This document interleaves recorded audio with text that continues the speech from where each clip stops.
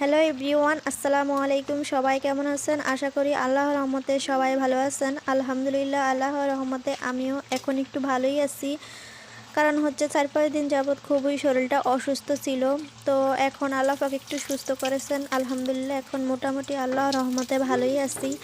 তো কাছে এবং দূরে দেশ ও দেশের বাহিরে সবাইকে শুভেচ্ছা জানিয়ে শুরু করছি আজকের ছোট্ট একটা ব্লগ। আশা করি সবার কাছে একটু হলেও ভালো লাগবে। যদি ভালো লেগে থাকে তাহলে ছোট্ট করে একটা লাইক দিয়ে দিবেন প্লিজ।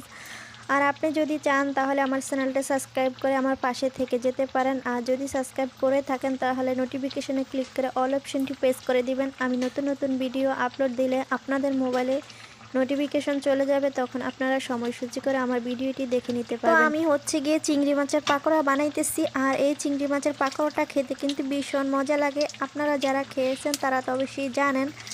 হয়তো সবার কাছে ভালো লাগে না, কেউ খেতে পছন্দ করে আর কেউ খেতে চায় না। আমিও প্রথম এই চিংড়ি মাছের পাকোড়াটা খেতাম না।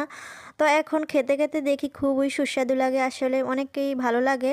তো এখন আমিও বানিয়ে মাঝে মাঝে ট্রাই করি খাওয়ার জন্য। তো এই চিংড়ি মাছের পাকোড়াটা বানানোর জন্য আমি মসুরির ডাল আর চিংড়ি মাছ ব্লেন্ডার করে নিয়েছি। ও সাধারণত আমরা পেঁয়াজি বানাই যেভাবে, ওইভাবেই মসুরির ডাল আর চিংড়ি মাছটা ব্লেন্ডার করে তারপর হচ্ছে গিয়ে পেঁয়াজ কুচি, কাঁচামরিচ কুচি, একটু হলুদের গুঁড়া, লবণ দিয়ে মিশিয়ে ভালো করে আমরা সাধারণত যেভাবে পেঁয়াজি বানাই ওইভাবেই গুলিয়ে তারপরে হচ্ছে গিয়ে তেলে ভাজতে, যে এভাবে খেলে খুবই ভালো লাগে। আর এই চিংড়ি মাছের পাকোড়াটা ভাজতে গেলে খুবই ফুলে একদম, আর ভিতরটাও একদম ইয়াম্মি ইয়াম্মি থাকে, আর খেতেও কিন্তু সফট লাগে খুবই।